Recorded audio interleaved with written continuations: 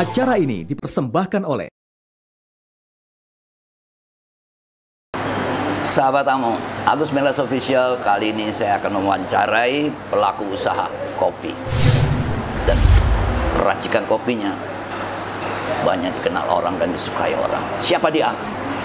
Bapak Joni Poluan. Joni Poluan. Dari Manado. Dari Manado. Ya, torang tidak apa-apa, ya kan? Ya, oke. Gimana ide Anda pertama kali kok bisa melahirkan menjadi pelaku usaha kopi ini, dan nama Kopi Joni ini begitu membahana? Apa yang strategi apa yang Anda lakukan, dan ini dibutuhkan untuk mereka-mereka yang pengen berusaha, mungkin tidak meniru kopinya, tapi bagaimana kiatnya supaya Anda bisa sukses? Oke. Sebenarnya awal ide muncul dari terjun ke dunia perkopian ini sebenarnya ada satu ide. Pertama juga dari orang tua.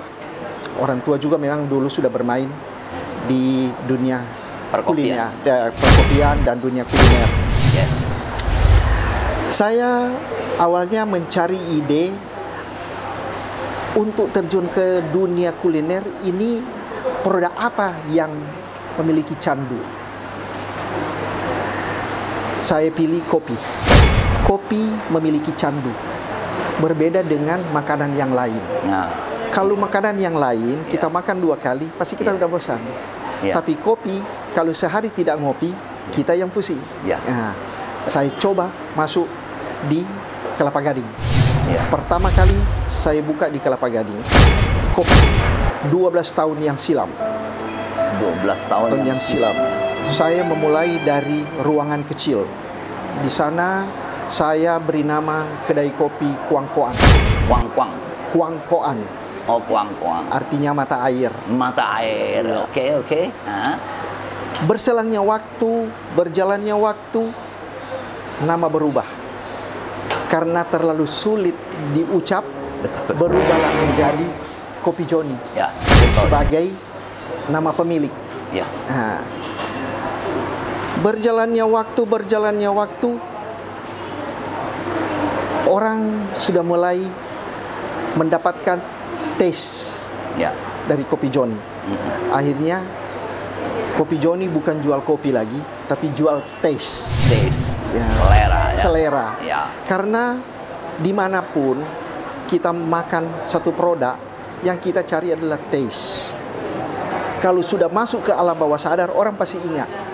Saya buka di luar mall, dan saya buka pada subuh hari. Jam 5 pagi saya udah buka. Saya mau ciptakan kembali masa lalu. Bagaimana orang mengenang minum kopi di subuh hari dengan gaya tradisional. Jadi Kopi Joni sampai saat ini meracik kopi dengan gaya tradisional, kopi saring. Sebenarnya hampir di setiap daerah punya kopi-kopi legend. Di Makassar ada, di Medan ada, hampir semua ada. Sebenarnya awal dari kopi ini adalah bawaan dari orang Tionghoa, kopi Hainam. Nah, ini orang Hainam, mereka memang punya keahlian di dalam merosting kopi, meracik kopi. Bagaimana untuk menciptakan taste? Karena kunci, sebenarnya kalau bicara kopi, ini kompleks. Jadi tidak hanya kita bicara kopi asal dari mana, tapi pada saat waktu merosting, ini sebenarnya rahasianya. Singkat cerita, berjalanlah kopi, muncullah kopi-kopi baru sekarang. Tapi masing-masing punya taste lah.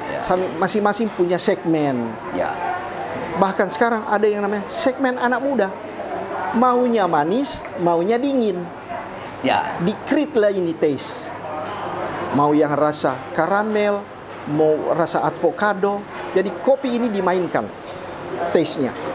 Tapi tetap the pure kopi hitam itu adalah inti untuk menikmati kopi. Dari sini baru kita bisa tahu inilah kopi yang enak.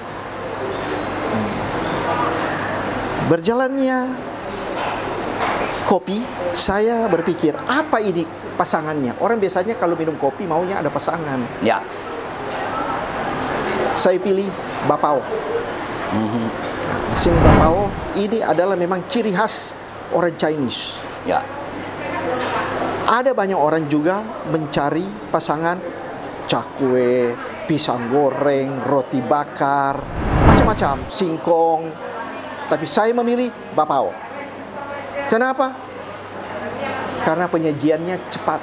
Saya cari yang cepat aja. Ya, ya. Kalau roti bakar itu paling tidak 2-3 menit, terlalu lama ini. Mesti bakar, mesti ini. Ya. Saya memilih Bapao. Bapao sempat produksi 1 hari 1.000 untuk Kelapa Gading. Gitu.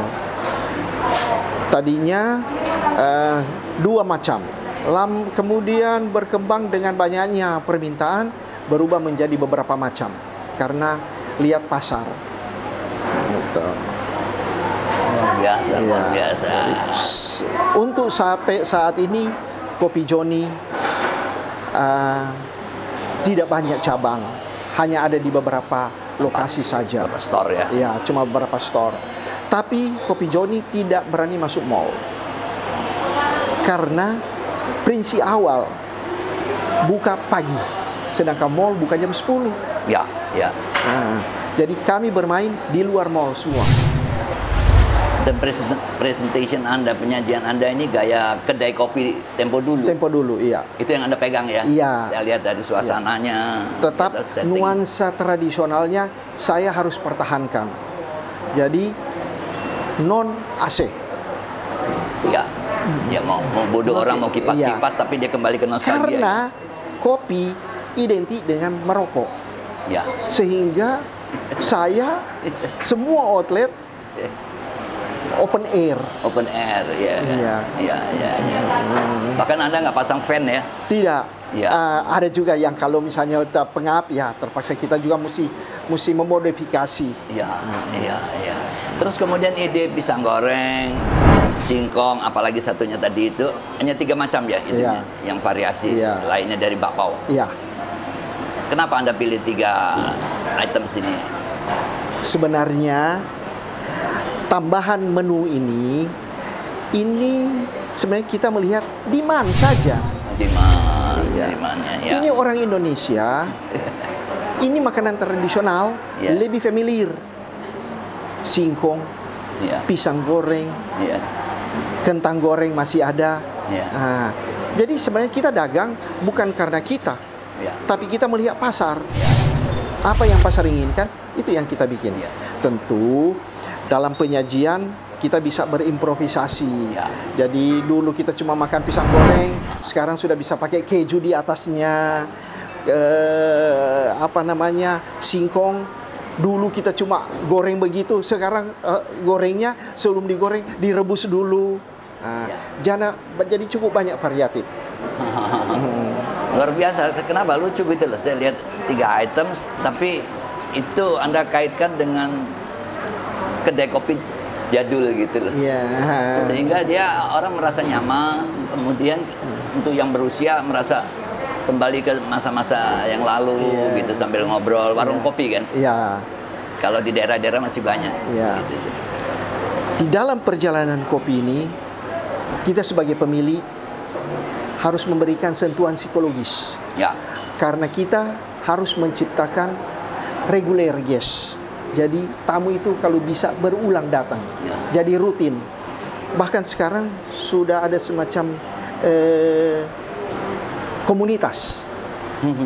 Komunitas orang sepeda, komunitas orang jalan pagi, komunitas orang kantoran.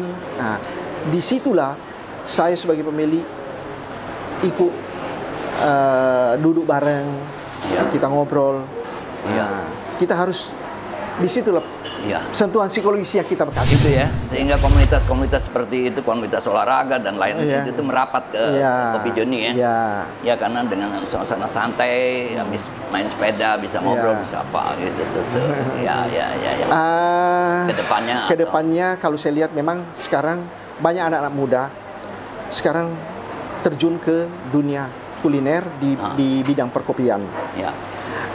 Cuma mereka memang kurang kurang kreatif karena mereka rata-rata franchise. Ya. Franchise. Jadi membeli saja yang sudah jadi. Padahal sebenarnya kopi bisa dikembangkan begitu banyak taste. Yang di-create ini kan taste saja. Betul. Jadi yang saya mengajak anak-anak muda sekarang memang untuk bisnis kopi belum jenuh, cukup besar, area cukup besar, demand cukup besar, banyak penikmat kopi. Jadi untuk masuk ke dunia kuliner kopi boleh, silahkan. Ya, cuma masalahnya kan gini, how to create the taste. Ya, how to create. Kreasi ini harus betul-betul bisa mengena di batin penikmatnya ya. Ya. Seperti itu kira-kira. Betul. Buat konsumen Anda, untuk para penikmat kopi yang belum sempat mencicipi Kopi Joni, racikan Kopi Joni, ya. saya mengundang, saya mengajak untuk menikmati di beberapa tempat outlet Kopi Joni. Ya, terima kasih, sampai jumpa lagi. Terima kasih Pak Agus Melas. Pak Joni, Bang Joni, ya kan, Joni Poluan. Iya. Oke, sahabat Amo, kita tadi sudah mewawancarain pelaku usaha perkopian yang cukup membahana gaungnya. Untuk itu saya ucapkan terima kasih Anda sudah nonton ya. Jangan lupa subscribe, like, comment, and share. Oke, bye.